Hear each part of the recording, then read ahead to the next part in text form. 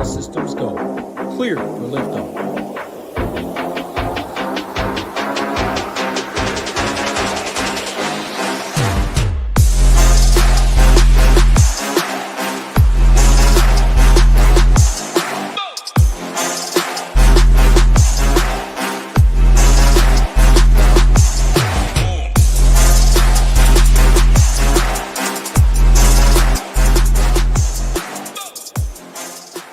What is going on, guys? It's your boy GS Luke here with our round 3 live stream for the Cognizant Classic. Let me get it to the actual overlay that we want here. Here we go. Looks a little bit better. We're going to get you guys ready for all of your showdown exposure tomorrow with a look at the weather report, any of your questions down there in the live chat. We'll review some shots gained metrics, some strategy out there for moving day, as well as some contest selection and some lineup construction to help tie it all together. But hopefully you're having a fantastic Friday out there. Today ended up being a profitable day for yours truly on the showdown side. Ended up being in first place in the big $250 GPP for a while. Ended up coming back to the field a little bit, but still into the positive, so I can't complain about today. And I've got 6 of my 10 outright bets. I had a big card this week, 10 outright bets in the top 20. So we're at a solid position heading into the weekend, and I'm stoked to get after it out here for the final 2 rounds. So like I said, any questions, feel free to go ahead and fire those down in chat. I'll say hi to all of you that are already down there. Then we'll go ahead and hop on in. What's going on, James? We got Alan down there as well. I appreciate all the kind comments from you guys.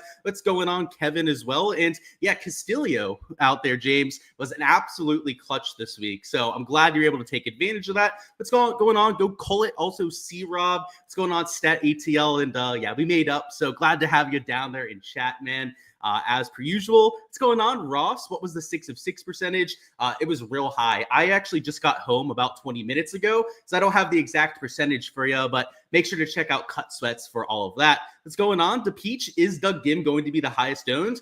Not 100% sure because I haven't ran my projections, but there's a good chance. His approach stats were absolutely crazy today from what I could tell. I was there at hole number 6 when he threw a dart from 200 yards to 5 feet. So, yeah, he'll be popular for sure, especially after that kind of a round. What's going on, Mark? Playing the new PGA game and listening to the GOAT. I appreciate you. But you're playing the new 2K. I haven't gotten that myself. I am jealous. This isn't the Lord's time zone. That is correct. 9% for the field. I thought it was way higher than that, but that's I think that must have been -4, right? That had like the 30% rate. I believe there was over 15 players at -4 that got cut out. So that's probably what he was referring to. What's going on, Michael? Says Lucas the fucking GOAT. I appreciate it, dude. What's going on, Nick? It's been a while. We usually don't get you in these live streams. And Bart, I would always point you out there to Cut Sweats. They're going to give you that data. And speaking of, we'll just do it here in live stream. I'll bring it up for you guys here real quickly. Cut Sweats, if it isn't already a follow for you guys over there on Twitter/X, make sure to add it to your arsenal. They are something that I use every single week to go out there and see where the field is. And you don't even have to pay for their service. Like, they do have a paid service there in Cut Sweats, but for free, they tweet out all of these graphics. So over here, you can see this -5 cut line. It was just over 10% 6 of 6 rate over there in the big single entry. So kind of depends on what contest you're in. Some of the other 6 of 6s were closer to 8, maybe 7.5%. Like you can see with those 3 right there. Your 5 of 6 rate was significantly higher. So you can see that's the one that was closer to 30%. Your single entry was actually over a 30% 5 of 6 rate, which is pretty much unheard of over there for PGA DFS. And I mean, if we just look at these, the big single entry contests there on the left, over 30% had 4 of 6, over 30% had 5 of 6. Add in that 10% 6 of 6 rate, and that's 70% of lineups that had at most 2 guys miss the cut. So it was definitely one of the lower variance weeks that we've had for DFS, which is kind of surprising around PGA National, right? Normally we see a little bit more carnage, but it was a weird year when it comes to the conditions, that's for sure. Where do we leave off? What's going on, Kevin? Nick going all in on Taylor Mortigar. Is he off by himself, Kevin? I'm guessing that's why you said that. You're destroying double ups in PGA. You took first by 30 points. Heck of a run, dude. Keep at it, right? Out here for the weekend. Cut went from 93 to 68. So yeah, what was it? 25 guys actually over there on that number. Massive, massive swing. That's for sure. So let's go through this. So in terms of the averages from today, it played completely flat. So whether you played morning guys, whether you played afternoon guys, hell, even if you took those middle tee times, like I mentioned on the live stream last night, it really didn't matter. I mean, you had to go out there and find the best plays for today, which was kind of a blessing in disguise for me. At least personally, it got me onto some guys like Toasty, Jonathan Vegas that I wouldn't have played otherwise. So if we go over here and sort it by your best scores, like Gim, Pavon were in the afternoon. Same thing with Montgomery there at -6. But then you also had your guys like Smalley in the morning, Minwoo, who had that bogey-free round, Ben Griffin, who was also a morning tee time. So when you have a good mix like this, it doesn't really matter which way you went with that sort of edge. The more important part, though, is that you had to have some of these low-owned guys up top, because outside of, let me see who was chalk up here. Maybe Ben Griffin, you'd say, was quote unquote chalk because he was closer to like 20%. But outside of him, no one up here was quote unquote chalk today. No one up here was like 25% owned. So playing that ownership game, trying to take some bounce back candidates would have paid off rather nicely. And guys like Minwoo, who were even par over there the first day, went out there and had like the absolute nuts, nearly 58 DraftKings points. Alex Smalley didn't have a bogey-free round, but he had 8 birdies or better on the round. These are the kind of plays that can make or break your player pool. So I had Minwoo in my lineup, Alex Smalley as well. Those were nice pieces to have.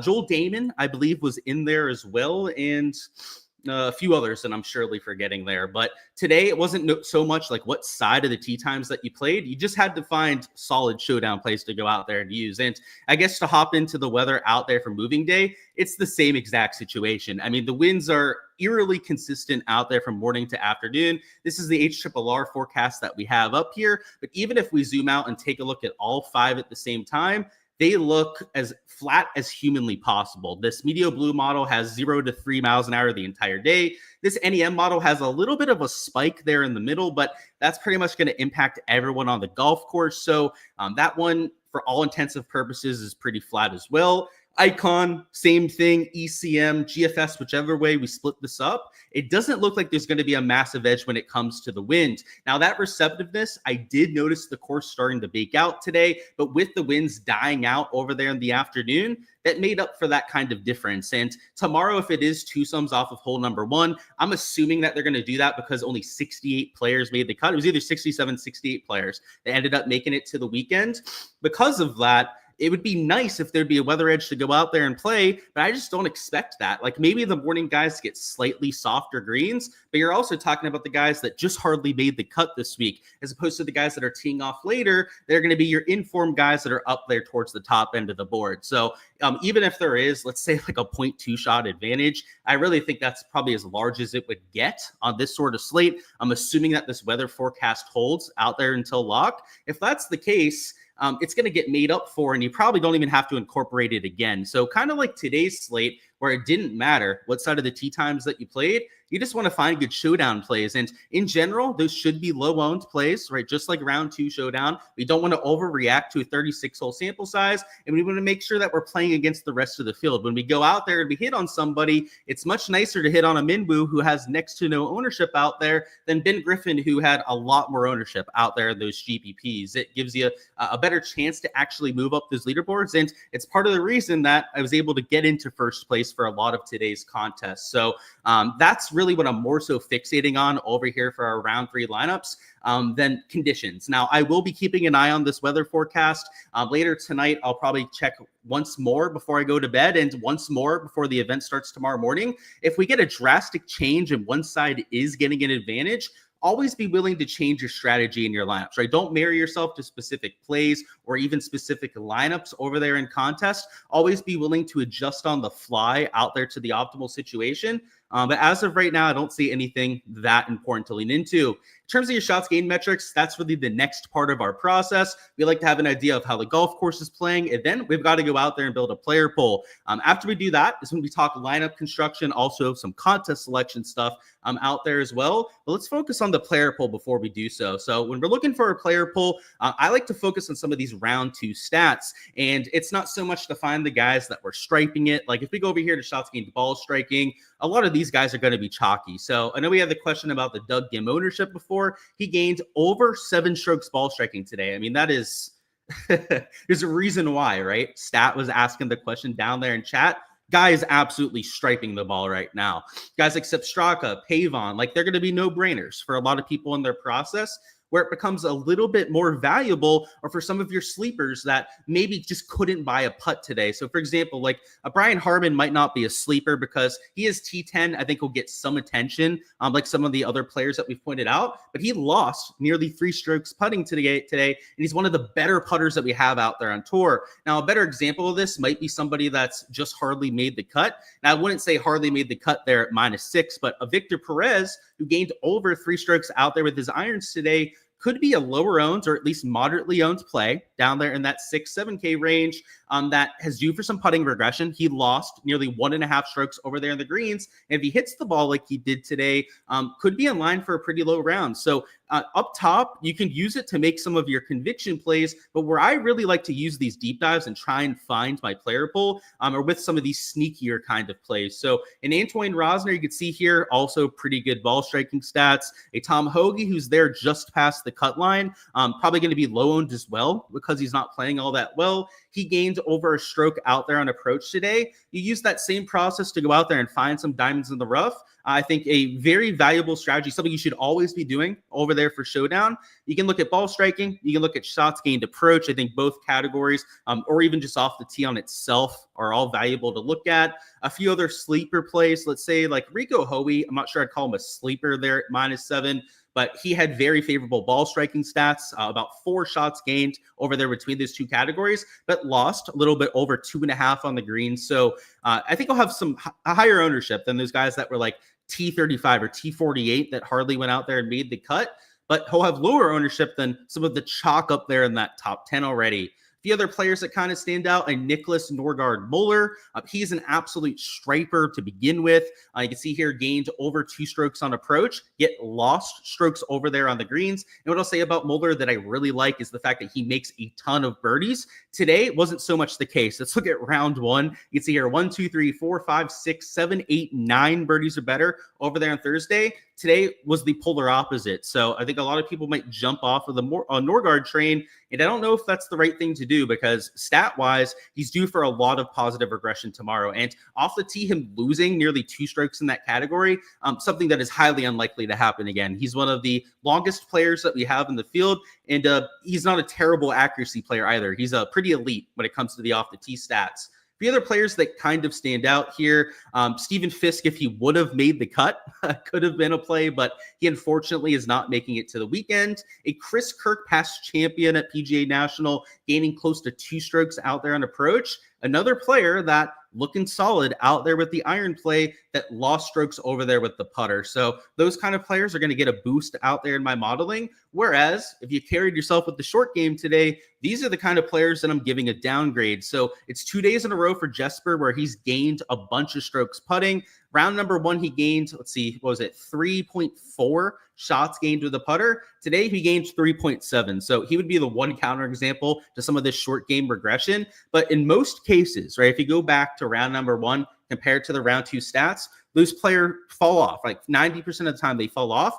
That's why it was so notable that I remembered that Svensson did that because he was able to do that in back-to-back days. So somebody like that that's putted over their head for 2 days in a row is probably even more so due for a little bit of putting regression back to the mean. But guys like a Smalley, who I won't complain about how he gained 2 strokes around the green as well. So maybe I luck sacked my way into those 8 birdies. But hey, either way, they went in the bottom of the cup, so they all count the same. But guys like a Hoshino, Suber, Johnson, Whaley are the kind of guys that I wouldn't count on playing out there for tomorrow. Now, if you could find low ownership on one of these players, like Hoshino is probably not going to be chalky. Like if your process is landing you on Hoshino, you can still go out there and play him if you want to, because he's not going to be chalk down there in that 6K range. But like a Smalley, a Svensson, you know, I don't even think a Taylor Montgomery is going to be all that chalky either. But some of these other players that I do think are going to get some attention from the crowds, you might want to think twice before going out there and playing.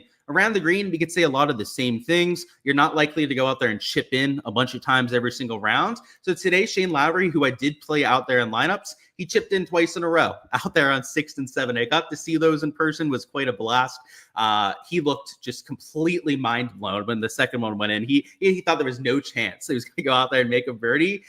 He's very unlikely to go out there and gain over 3 strokes around the green again. You can say that about Ryan Gerard. I know he chipped in at least once today as well. Brian Campbell also had a chip in, unlikely to go out there and repeat that. Alex Smalley showing up in both categories. So I can tell you for a fact that Smalley will not be in my player pool. And I guess it kind of stinks because he did win me some money today, but I just can't do it with that kind of shots gained profile. So that's the idea with going through some of these stats. Round 1, you don't have to completely ignore, but for me in my process for round 3 showdown, the round 2 stats are far superior and far more important than what you have over there in round 1. Over here on the stone, we also have a lot of stuff you guys might want to check out. The approach series and your true approach delta is always a cornerstone of my process, where I'm looking for guys with the highest true approach delta over here. This is the round 2 sheet, by the way, so don't use this for your round 3 process. It won't be accurate out there for tomorrow, but over here on the round 3 tab, so when this updates over there on the SHIPIT Nation site, round 3 historical, looking for some moving day players, guys that take advantage with the easier setups. I think that could be in play. And then if you're looking for some bounce back candidates, round 3 and 4 is where I start to look at this bad round regression. So maybe for guys that just hardly made the cut, maybe they were spinning their wheels down their last 6 or 9 holes or something like that. Try and look for players that grade out as a B or better over here with bad round regression, and that'd be another way to go about your process. But, having a well-rounded approach to go out there and build a player pool is always key. Like, you shouldn't be only looking at the round 2 stats. That's why we have things like the stone here, where you can look at some of their long-term expectations. The approach series, the shots gained metrics are another part of that, but birdie or better percentage, just looking at guys that are showdown guys. Like that's the thing. Like Nicholas Norgard Muller, who goes out there and makes a ton of birdies. Those are the kind of guys that we jam into showdown lineups because they far outscore their placement position. And in showdown, that is absolute gold, because all we care about is your birdie or better upside. So just make sure you have that well-rounded process, use some shots gained, use some of that historical stuff, and then you should also be looking for some high upside players out there in your player pool as well.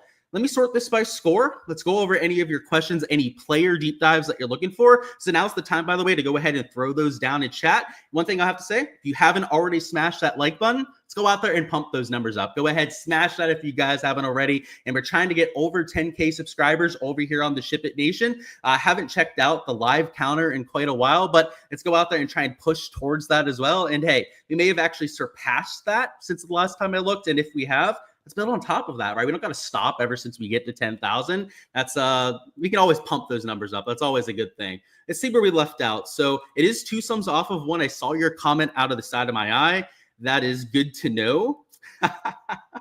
Nick the Sheriff down there in chat says he's keeping an eye on Stat. I love it. We love you, Stat. Gim was fire today. That's a good way to put it, MT. He 7 strokes ball striking is something we don't see very often. You guys are cracking me up down there in chat. Whole locations just posted if I want to take a look. Yeah, why not? We can take a little quick look over here. I'll have to bring them up. We're not going to do a full deep dive like I do on my prop stream, which, by the way, if you guys want the full deep dive on the pin locations, I do that over there on my channel. It takes quite a bit of time. Well, we don't have that kind of time over here on the Showdown stream, but yeah, let's take a quick look. So I brought him up over here on the PGA Tourcom's Twitter. I'll look at hole 1. I know we start with hole 1, and that one's a tough one, but in that back left corner, it's even tougher than today. 2 is not very hard, though. 2 is a pretty straightforward pin. 3 is a par 5, so I know it looks hard, but that's still going to be scoreable. 4's easier than today, that's for damn sure. 5's easier than today. It's a lot further away from the water. It is a longer shot into there, though. 6, that's an easier pin. 7's easier. 8 is a harder pin because it's a much longer shot, but that's a shorter par 4, still one you're going to see birdies at. Hole 9, that one's a little bit more difficult too, but that's not anything like catastrophically difficult. They're just longer shots. They're 8 and 9. 10's a par 5. That one's scoreable. 11 is up on a shelf, so that one's kind of tricky. 12 is easy. That's the easiest pin that we've had at 12 the entire week. 13 is also very easy. So you're going to see a lot of birdies there at 12, 13. 14's super tough. It's just like round number 1. It was there in that back right corner. You're going to see some water balls. 15's easy, but it does bring in the water. So you're going to see birdies there, but also some doubles. 16 that back left corner is absolutely brutal. 17 in the back right corner is absolutely brutal. And then 18 is an easy par 5 pin location. So this is your classic moving day setup here. I know I said I wasn't going to do a full deep dive, but you've got some easy pins, and then you've got some, especially on the back nine near the water, they're going to bring in some big numbers as well. So expect to see a lot of variance in the scoring. Some birdies, you're going to see some -5, -6 rounds, especially without all of that wind. But you're also going to see some guys in contention that kind of like Jordan Spieth today. I hate to pick on my guy Jordan, but that make a triple over there at hole 17. Those kind of pin locations are susceptible to that, especially they're in those last 6 or 7 holes. They're making it tough for a reason. They want it to be entertaining, right? Where do we leave off? 6-hour time difference between the first and leaders in terms of tee times. Okay, that's good to know. Unfortunately, really flat weather right now, but that could change, right? Could see a weather edge open up at some point. What's my boy Castillo look like on stats? Let's take a deep dive. So good old Castillo was striping his irons before the week started, and it kind of looks like he's done that the first few days. Round number 2, gained over 1.5 strokes with the irons. Round number 1, he was positive across all 3 tee to green categories. So he's doing exactly like you'd hope, Nick. I mean, over 2 strokes on approach, gaining off the tee and the putter leaves a little bit to be desired. Now, the one thing I'll say about Castillo is that he's shown that he's not really the best putter on tour. In fact, you take a look at his short PGA Tour career here, lost 4 strokes, lost strokes over there at the Amex, did gain at the Mexico and the Farmer. So he's at least shown us that he can get into the positive. He needs to do that if he's going to go out there and have a super low round. But I like the way that he looks tee to green. Looks sustainable. That's what we want. Thoughts on Clanton? Does he relax now that he got his card? I was thinking about that today while I was following him. He had that one little stub chip. I forget what hole it was on, where he ended up chipping in actually for par with his very next chip shot. And that's where it kind of came into my mind. I was like, he's feeling it. Even if he's playing well, even if he's going out here and making all these par saves, you could tell the nerves were starting to get to him, even if it was just ever so slightly. So I think there's some truth to that. Stat-wise today, the short game kind of carried him, which isn't his game. He's much more of that ball striking first sort of player. So stat-wise, it doesn't give us a whole lot of hope, but the narrative that you went with there, Nick, could end up being the case because especially those last like 6-7 holes, he had quite a bit of cushion for the cut, but he started to lock up just a little bit, which is to be expected. I mean, he's playing for his dream, right? Clan got a free roll, lights it up this weekend. I could see it. Got to go with Ryder on moving day. Yeah, and his Ryder Vans out there. I see what you did there.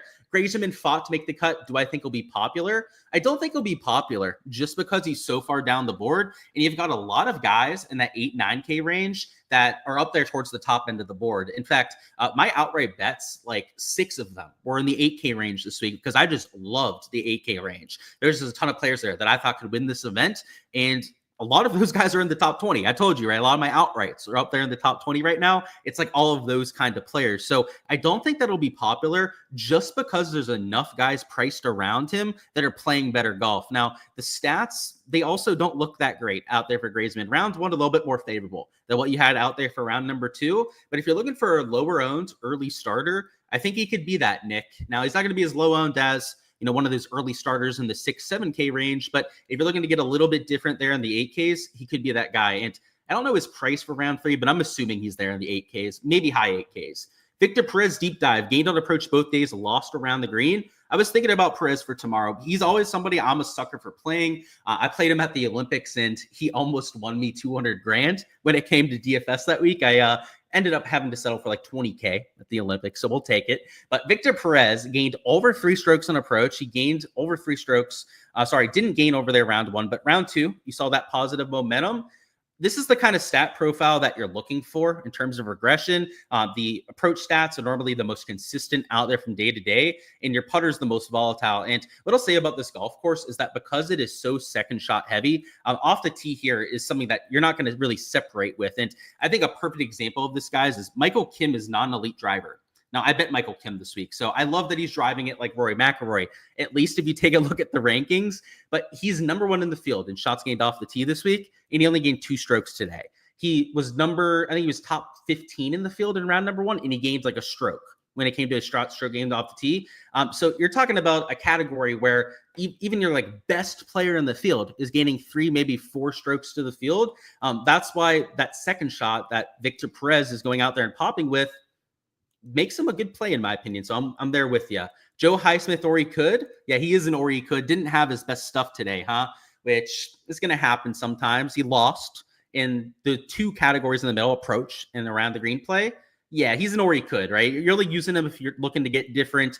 I wouldn't be using him in like single entries or higher dollar cash lineups or anything like that. But large show GPP flyer, yeah, there's a time and place for Highsmith. What's going on, Cody? Henley's putter was abysmal today. Would have to think that he could turn that around. Yeah, let's bring up the stats. If the putter really was the issue, then he is a decent bounce back candidate. Today, yeah, he was okay ball striking, like about neutral with the two categories combined. So that's not a positive really or negative out there for Henley. But yeah, the short game, he could be due for a little bit of regression. Now, it's worth noting that he did gain a bunch around the green, so that could also come back down to earth. But I wouldn't expect him to putt like he did today.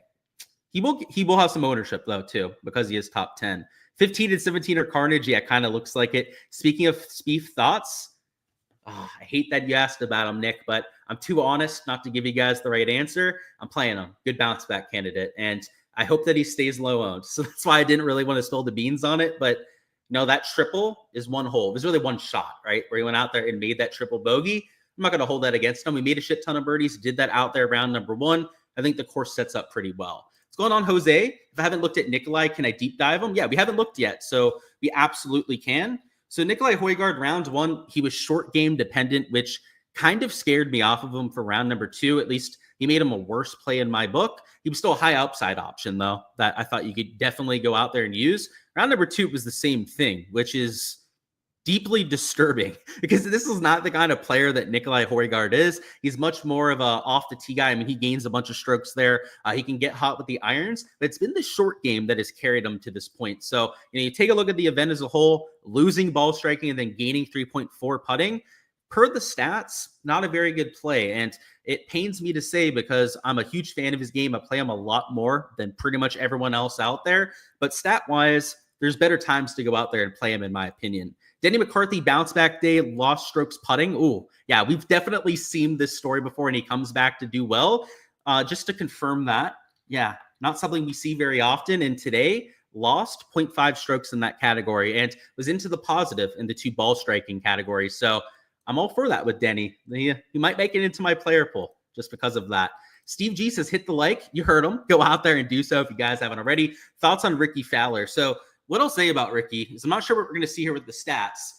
The guy looks dialed. I was watching a lot of his round today, and he looks as comfortable as I've ever seen. No rehearsals after he hits, and all of 2024, I mean, every time he made a swing, I mean, the guy was going back to his mechanics, talking to his caddy about the contact, the lie, all the different excuses that these players tend to make. Ricky was hitting shots today, asking his caddy for the club and walking up to the greens. It looked like vintage Ricky Fowler. So that's, I guess, the narrative side out there with Ricky. Round number one, let's see, he gained in the two ball striking categories. Today it was a little bit more spread out, I would say. Gained off the tee, gained with the putter, was a slight negative over there on approach and around the green. I think that he sets up well for this course. He's always played well here. In fact, if we take a look at his track record, what's the best way to do that? Let's do it on Data Golf, I guess. Why not? They might get mad at me for showing this, but I guess it is what it is. Let's find his PGA National record down here. So I know he has a few top 10s, but let me give you guys the exact finishes. Second place, one here back in 2017, 6th, 7th, 13th back there in 2013. I think he's a sneaky play. And I hate to say sneaky because he's T7. Like, he's still going to get some ownership, but sneakier than the stats would indicate, as I guess what I'm hinting at. Last one for Seabass. Let's look at Seabass. I have no idea how he's played to this point. Not somebody that I've been tracking personally. Oof, pretty ugly stat profile. This is an or he could kind of play. He's -5, just hardly made the cut. He'll be going off early. Round number one, he gained a bunch of strokes putting. So at least today, he wasn't putting way over his head. And tomorrow, like, he's going to come back down to earth. Tomorrow, he's just got to play better. I mean, he was just horrible across the board today. So yeah, if you're looking for a GPP flyer, somebody going off early, he fits that kind of mold. And yeah, Ricky's got to be popular. I agree with that. I think that there at T7, that there's no chance that he's going to be like 10% owned. You're probably looking at about 15%. on a Ricky Fowler for tomorrow. Let's go through some contest selection, and then afterwards, we're going to go through some lineup construction as well. So in terms of trying to find contests for round number 3, it's going to be pretty similar to what I did today. And my exposure, I was planning on entering the big $5, but I ended up just max entering the big $250 GPP. That's the 4 max that they had for yesterday because of the payout structure. A lot of the contests, as we pointed out, didn't have the best payouts, and I haven't had a look at the round 3 contest, but this one's a third to first. So, if that's setting the trend, it's going to be even worse than what we had for yesterday. This one is a fourth to first. Okay, so they saw the terrible dog shit contest from yesterday, and they said, hold my beer, let's make them even worse over there for round 3. Interesting strategy from DraftKings, I guess. Over here with this contest, it's also a fourth out there to first place. That's the same payout structure as today. So, if I'm going to do that kind of payout structure, I don't want to play against like 20,000 entries, or in this case, like 5 to 10,000 entries. I'd rather play against a couple hundred people like I had for today, where I don't have to have the absolute nuts and I could still go out there and cash. And just to show you guys, I don't always do this. I don't always like to toot my own horn when it comes to like doing these contests and whatnot. But let's find the showdown stuff down here. This is what I did today. I didn't have the absolute nuts in this GPP. You can see I had Sun GM out there in my lineup, who's far from the nuts. He had, 6 birdies on the round. Kurt Kitayama was absolute shit, and yet I still won $1,500. So I profited $500 just on this lineup alone. And then you can see there, I was, 1 point away from finishing in third place, which would have been for twice as much money. If I make one more birdie, could have been the $5,000 I went out there for second place. If you want to enter contests that are more sustainable like this, look for contests that don't have 5 to 10,000 other entries. It's harder to beat that kind of contest. I mean, it's obvious, but I guess I'll point it out to people that haven't noticed it quite at this point. In the payout structures, especially if you can find a contest that's better. I mean, this one was still top heavy, right? First place was $10,000. So I was a fourth out there to first place. But if you could find a contest like this and it was 10, 15% to first place, you'd really be cooking with a contest. So just to go back to those, let's go back to the lobby here and bring up the round 3 contests. They do have some of these $100 single entries, which are always things that I'm looking to enter. Like this, 20K long drive is something that I'll probably enter myself. I didn't do it today, but I probably will out there for moving day. You have this $44 GPP. So this is an 8 max, which I'm not sure if we had this for round number 2, but this looks like a decent GPP, still a little top heavy with the payout. It is 20% to first place, but it's better than the 25-30% that we're seeing with a lot of the others there. Let me see if we can find that $10 contest. So no, that's not it right there. We had to go way down yesterday to find that $10 GPP. And yeah, here it is. So here's the $10 18 max. This one is 10% to first place. So if you're your everyday DFS player, you're looking just to enter a couple $100 in entries, I think this is the contest for you. Go out there, you enter 18 into here. It's $180 to go out there and do so. And it's 10% to first place. It's 10% of that down there to 10th place, which is the ideal payout structure that you guys can go for. So I would say that sort of contest, these other single entries that they have posted, $100, long drive that you have on there as well, are the ones that you likely want to be building around. And if you like cash, you have all those cash contests on there as well. Those ones really don't change all that much. But to me, unless you're looking to just like piss away money, you don't play this big sand trap. Like a third to first place is absolutely as ugly as it could possibly get. I mean, the only thing worse than that would be like half to first place, which is what you have for the Millie Makers over there at the Players Championship. So those are quite literally the worst contests that they ever post over there on DraftKings. It's getting close to it over there with 30% to first. So just do your due diligence on these contests. Make sure you enter one that aligns with your strategy and what you're hoping for over there for tomorrow. If you want just a lottery ticket, you want to throw in one lineup, trying to win life-changing money there with $50,000, then maybe you do piss away $25 in the big GPP, right? If you're just doing this for pure fun, you want one lineup to go out there and sweat, and you don't want to have a big investment, maybe even the big $5 GPP, right? You go out there and you throw one lineup in there. But if you're trying to be more sustainable about it, maybe you're more of a serious DFS player, that's where you enter some of those more sustainable sort of contests, which for people that are doing the research, watching videos like this, that should be most of you guys out there, right? Most of you should be going out there trying to enter those sort of contests so that you're not just depositing every single week. Because if you go out there, you enter those large field GPPs, especially if you're max entering your entire bankroll there, it's going to be a whole lot of hitting that deposit button, which is something that none of us like doing out there in DFS. So just something to consider, I guess, over there with what contests that you're entering. In terms of actually putting together lineups, it's very similar to what we did in round number 2. We're mostly worried about the ownership, and I had a little bit of a weather edge that I was trying to go after. Didn't work out for me, but it didn't end up mattering, I guess, at the end of the day. For tomorrow, I'm not playing with that same sort of thing. Right now, I think it's going to be relatively flat. I think if there's any sort of edge, maybe some of the early guys, right, get like a 0.1, 0.2 shot advantage. But it's nothing that's really drastically impacting my process. So, and we're more so worried about making sure we're not too chalky. We have enough leverage in our lineups. Let's go out there and show you what that looks like. So this would be like out there for the big sand trap. So this is the sand trap that we have pulled up here. This lineup and the kind of thought process that we go through here is going to be to try and beat 7,000 other people. So up top, I think some people would be drawn to taking guys like a Straka, Berger, with how solid his forms has looked. Hell, even a Lowry Henley are going to get some attention up here, but the Denny McCarthy bounce back putting round, when you're going to get him at lower ownership than all these other guys up here, at least to me, in a single round sample size like this, the most variant sport that we have in DFS out here with golf, it's always a good idea to go out there and play the game theory edge, to go out there and quote unquote play the game, as a few of my friends would say out here in the industry. Something that you should always be doing out there in lineups, especially, and that's for all of PGA DFS right there, but especially when you're just having 18-hole sample size here with Showdown. So let's go with Denny to start. Let's get frisky about it right off the bat. Second man in, Max Grazeman. We'll go with the hometown hero, the home course narrative that you probably heard all week. Let's throw in a Billy Horschel into this lineup, just another guy to get a little bit different with. Let's throw in Jordan Spieth. I already mentioned that I thought that he's a decent bounce back candidate. Also, likely going to be a little bit lower owned than some of the other guys around him.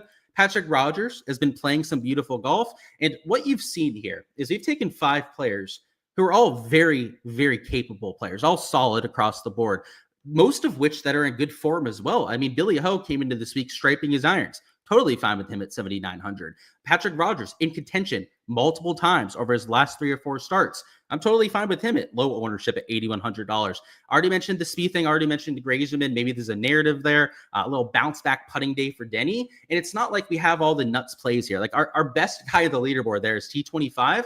But is there really a big difference between all of those players that we just chose? And by the way, I can't go through the last play, right? Because it's against DraftKings terms of service. They go out there and go through an entire lineup. But let's sort this by score. Is there a real difference in talent level between these 5 kind of players and some of these other guys towards the top? Not really, right? Like the only one you could kind of say that about might be a Daniel Berger, because you compare like a Michael Kim, who, by the way, I bet outright this week. So respect to Michael Kim. I'm not talking shit on him, but he's not any better than a Jordan Spieth or a Max Grazeman. Like they're all pretty much the same player at the end of the day. Svensson down here, like he's kind of like the same player as our last man in here. Like I'm sure we could find somebody at $7,200 that has the same kind of long-term talent level as a Jesper Svensson there. And then, Berger, like I said, he's like maybe the one guy that you could argue against. But we've got guys like Denny in this lineup, right? We went with a balanced approach. We got a bunch of studs out here in this lineup rather than having to go to a chalky, more expensive option out there like D-Berg. So that's in general what I'm doing out there with my lineup construction is I'm just trying to push it to its limit. I'm not going out there and playing safe out there in my lineups. I'm mostly a large shell GBP player. If I don't play the large shell GBPs, or I'm playing at something like the big single entries, that big $250, like I talked about for today, and I'm leaning into getting different as much as humanly possible. Now, if this was a single entry, maybe you could focus on the ownership just a little bit more. Like, for example, if you really wanted to play, let's say, a Berger, like you probably get away with that even in a large shell GPP, but single entry cash lineup, I don't really worry about that nearly as much because you're not trying to beat 7,000 entries like we are over here in the 25. So that's it for lineup construction, guys. Go ahead, smash that like button if you guys haven't already. I'm going to touch on any last second questions that we have down there in chat, but that's all I've got over there for moving day at the Cognizant Classic. So I appreciate you guys stopping by as per usual. We'll go over any of those last second questions, but for everyone that was stopping by, if you're heading on out of here, I appreciate you guys showing all the love on the channel. And like I said, the only thing I ask is that you hit that like button for me.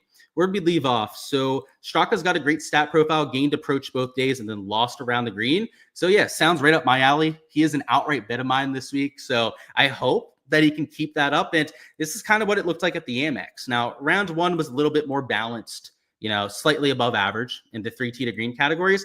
Today, though, where he gained about 4 strokes ball striking, this is what he did for all 4 rounds over there in Palm Springs. So for my sake, I hope he can do that out there for rounds 3 and 4, but you hit the nail on the head there. That is a rather consistent profile.